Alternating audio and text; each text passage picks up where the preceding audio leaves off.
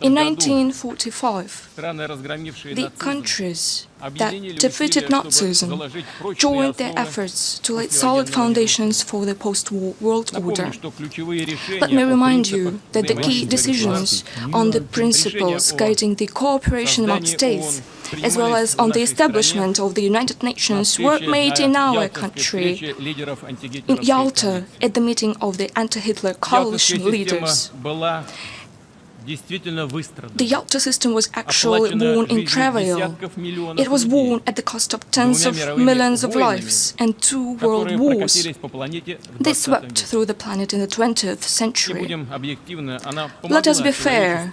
It helped the humanity through turbulent, at times dramatic events of the last 7 decades. It saved the world from large-scale upheavals. The United Nations is unique in its legitimacy, representation and universality. It is true that lately the UN has been widely criticized for supposedly not being efficient enough and for the fact that the decision-making on fundamental issues stalls due to insurmountable differences, first of all among the members of the Security Council. However, I would like to point out that there have always been differences in the UN throughout all these 70 years of existence. The veto right has always been exercised by the United States, the United Kingdom, France, China, the Soviet Union and Russia later alike. It is absolutely natural for so diverse and representative an organization. When the UN was established, its founders did not in the least think that there would always be unanimity. The mission of the organization is to seek and reach compromises, and its strength comes from taking different views and opinions into consideration. The decisions debated within the UN are either taken as resolutions or not. As diplomats say, they either pass or do not pass. Whatever actions any state might take by passing this procedure are illegitimate. They run counter to the UN Charter and defy international law. We all know that after the end of the Cold War, everyone is aware of that, a single center of domination emerged in the world. And then those who found themselves at the top of the pyramid were tempted to think that if they were so strong and exceptional, they knew better, and they do not have to reckon with the UN, which, instead of automatically authorize and legitimize the necessary decisions, often creates obstacles, or, in other words, stands in the way. It has now become commonplace to say that it is, in its original form, has become obsolete and completed its historical mission. Of course, the world is changing, and the UN must be consistent with this natural transformation. Russia stands ready to work together with its partners on the basis of broad consensus. But we consider the attempts to undermine the legitimacy of the United Nations as extremely dangerous. They could lead to a collapse of the entire architecture of international relations, and then, indeed, there would be no other rules left but the rule of force. We would get a world dominated by selfishness rather than collective work, a world increasingly characterized by dictate rather than equality. There would be less of genuine democracy and freedom, and there would be a world where truly independent states would be replaced by an ever-growing number of de facto protectorates and externally controlled territories. What is the state sovereignty, after all, that has been mentioned by our colleagues here? It is basically about freedom and the right to choose freely one's own future for every person, nation or state. By the way, dear colleagues, the same holds true of the question of the so-called legitimacy of state authority. One should not play with or manipulate words. Every term in international law and international affairs should be clear, transparent, and have uniformly understood criteria. We are all different, and we should respect that. No one has to conform to a single development model that someone has once and for all recognized as the only right one. We should all remember what our past has taught us. We also remember certain episodes from the history of the Soviet Union, social experiments for export, attempts to push for changes within other countries based on ideological preferences, often led to tragic consequences and to degradation rather than progress.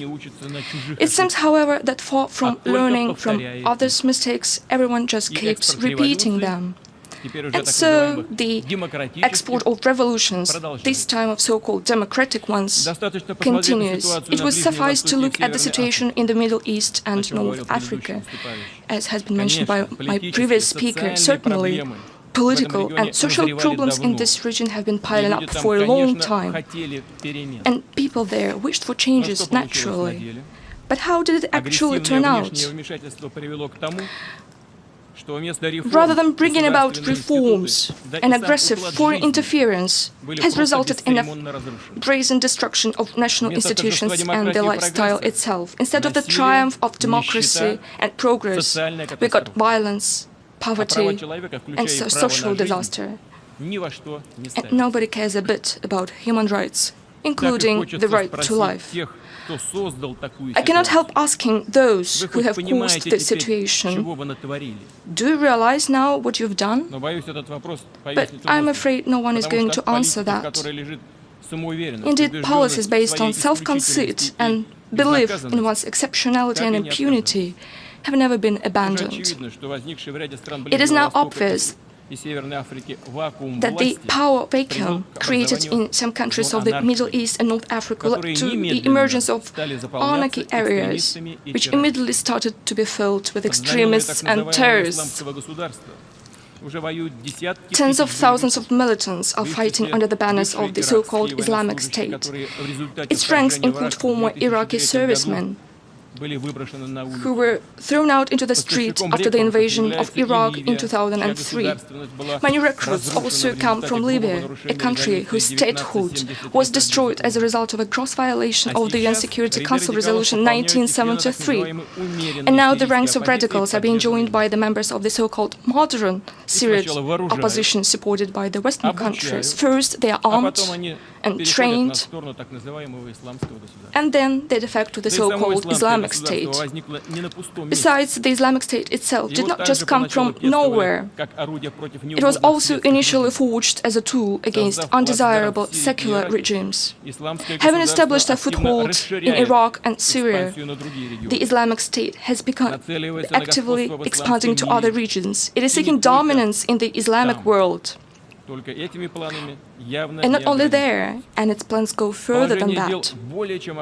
The situation is more than dangerous. In these circumstances, it is hypocritical and irresponsible to make loud declarations about the threat of international terrorism while turning a blind eye to the channels of financing and supporting terrorists, including the process of drug trafficking and illicit trade in oil and arms. It would be equally irresponsible to try to manipulate extremist groups and place them at one's service in order to achieve one's own political goals in the hope of later dealing with them or, in other words, liquidating them.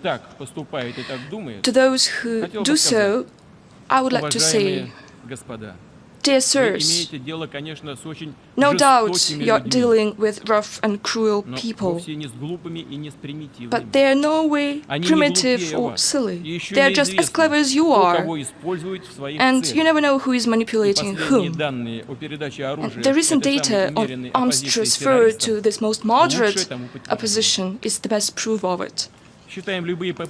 We believe that any attempts to play games with terrorists, let alone to arm them, are not just short-sighted, but fire hazardous. This may result in the global terrorist threat increasing dramatically and engulfing new regions. especially given that Islamic State camps train militants from many countries, including the European countries. Unfortunately, dear colleagues, I have to put it frankly, Russia is not an exception. We cannot allow these criminals who have already tasted blood to return back home and continue their evil doings. No one wants this to happen. Does he? Russia has always been consistently fighting against terrorism in all its forms. Today we provide military and technical assistance both to Iraq and Syria and many other countries of the region who are fighting terrorist groups. We think it is an enormous mistake to refuse to cooperate with the Syrian government and its armed forces who are violently fighting terrorism face to face.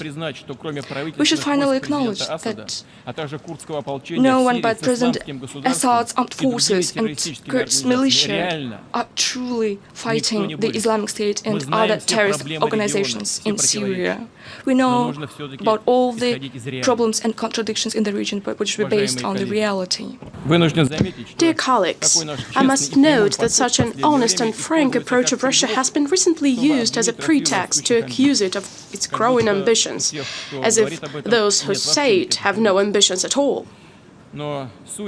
However, it's not about Russia's ambitions, dear colleagues, but about the recognition of the fact that we can no longer tolerate the current state of affairs in the world.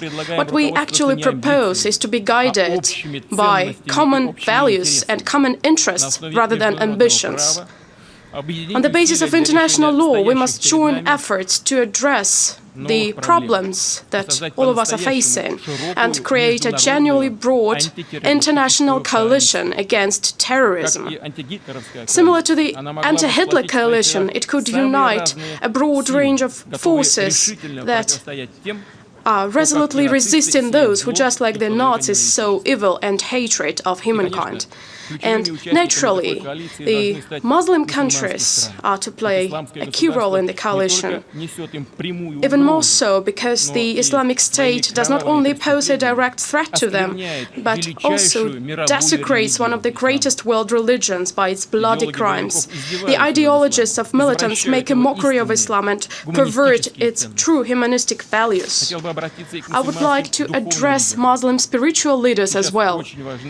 Your authority and your guidance are of great importance right now. It is essential to prevent people recruited by militants from making hasty decisions, and those who have already been deceived and who, due to various circumstances, found themselves among terrorists need help in finding a way back to normal life, laying down arms and putting an end to fratricide. Russia will shortly convene, as the current president of the Security Council, a ministerial meeting to carry out a comprehensive analysis of threats in the Middle East. First of all, we propose discussing whether it is possible to agree on a resolution aimed at coordinating the actions of all the forces that confront the Islamic State and other terrorist organizations. Once again, this coordination should be based on the principles of the UN Charter. We hope that the international community will be able to develop a comprehensive strategy of political stabilization as well as social and economic recovery of the Middle East. Then, dear friends, there would be no need for new refugee camps. Today, the flow of people who were forced to leave their homeland has literally engulfed first neighboring countries and then Europe itself. There are hundreds of thousands of them now, and there might be millions before long. In fact, it is a new, great and tragic migration of peoples, and it is a harsh lesson for all of us, including Europe. I would like to stress, refugees undoubtedly need our compassionate support. However, the only way to solve this problem at a fundamental level is to restore the statehood where it has been destroyed, to strengthen the government institutions where they still exist or are being re-established, to provide comprehensive assistance of military, economic and material nature to countries in a difficult situation, and certainly to those people who, despite all the ordeals, will not abandon their homes. Naturally, any assistance to sovereign states can and must be offered rather than imposed exclusively and solely in accordance with the UN Charter.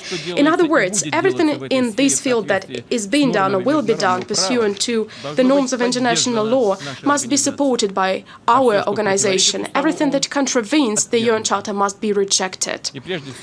Above all, I believe it is of the utmost importance to help restore government's institutions in Libya, support the new government of Iraq, and provide comprehensive assistance to the legitimate government of Syria. Dear colleagues, ensuring peace and regional and global stability remains the key objective of the international community with the UN at its helm. We believe this means creating a space of equal and indivisible security, which is not for the select few, but for everyone. Yes, it is a challenging, complicated and time-consuming task, but there is simply no other alternative. However, the bloc thinking of the times of the Cold War and the desire to explore new geopolitical areas is still present among some of our colleagues. First, they continued their policy of expanding NATO. What for if the Warsaw Bloc stopped its existence? The Soviet Union had collapsed, and nevertheless, the NATO continues expanding, as well as its military infrastructure. Then they offered the post-Soviet countries a false choice, either to be with the West or with the East. Sooner or later, this logic of confrontation was bound to spark off a grave geopolitical crisis. This is exactly what happened in Ukraine, where the discontent of population with the current authorities was used and a military coup was orchestrated from outside that triggered a civil war as a result. We're confident that only through full and faithful implementation of the Minsk agreements of February 12, 2015 can we put an end to the bloodshed and find a way out of the deadlock.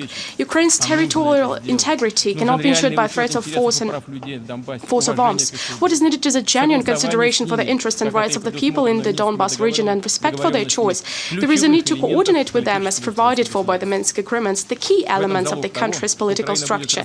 These steps will guarantee that Ukraine will develop as a civilized state, as an essential link in building a common space of security and economic cooperation both in Europe and in Eurasia. Ladies and gentlemen, I have mentioned this common space of economic cooperation on purpose. Not long ago, it seemed that in the economic sphere, with its objective market laws, we would learn to live without dividing lines. We would build on transparent and jointly formulated rules, including the WTO principles stipulating the freedom of trade and investment and open competition.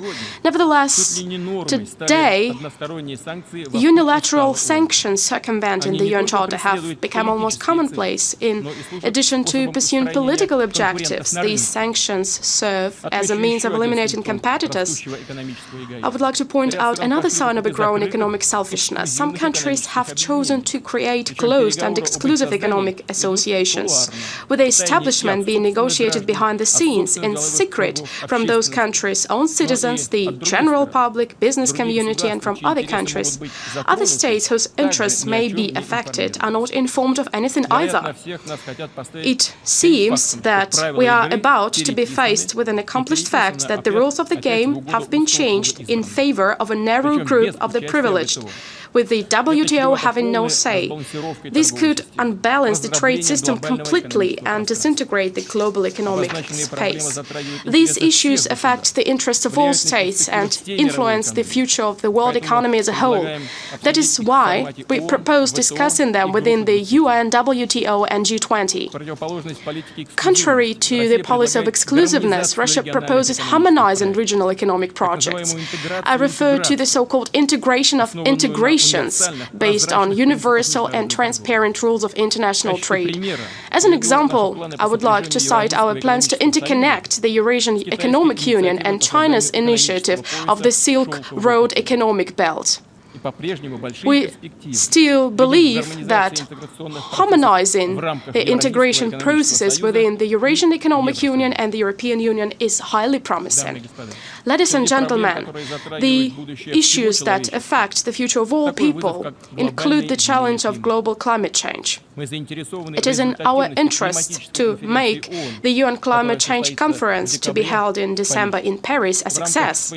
As part of our national contribution, we plan to reduce by 2030 the greenhouse gas emissions to 70–75% of the 1990 level. I suggest, however, we should take a wider view on this issue. Yes, we might diffuse the problem for a while by setting quotas on harmful emissions or by taking other measures that are nothing but tactical, but we will not solve it that way. We need a completely different approach. We have to focus on introducing fundamentally new technologies inspired by nature, which would not damage the environment, but would be in harmony with it. Also, they would allow us to restore the balance between the biosphere and technosphere upset by human activity. It is indeed a challenge of planetary scope, but I'm confident that humankind has intellectual potential to address it. We need to join our efforts. I refer first of all to the states that have a solid research basis and that have made significant advances in fundamental science. We propose convening a special forum under the UN auspices for a comprehensive consideration of the issues related to the depletion of natural resources, destruction of habitat and climate change. Russia would be ready to co-sponsor such a forum. Ladies and gentlemen, colleagues, it was on the 10th of January 1946 in London that the UN General Assembly gathered for its first session. Mr. Zuleta Angel, a Colombian diplomat and the chairman of the Preparatory Commission, opened the session by giving, I believe, a concise definition of the basic principles that the UN should follow in its activities, which are free will, defiance of scheming and trickery, and spirit of cooperation. Today, his words sound as a guidance for all of us. Russia believes in the huge potential of the United Nations, which should help us avoid a new global confrontation and engage in strategic cooperation. Together with other countries, we will consistently work towards strengthening the central coordinating role of the UN. I'm confident that by working together, we will make the world stable and safe, as well as provide conditions for the development of all states and nations. Thank you.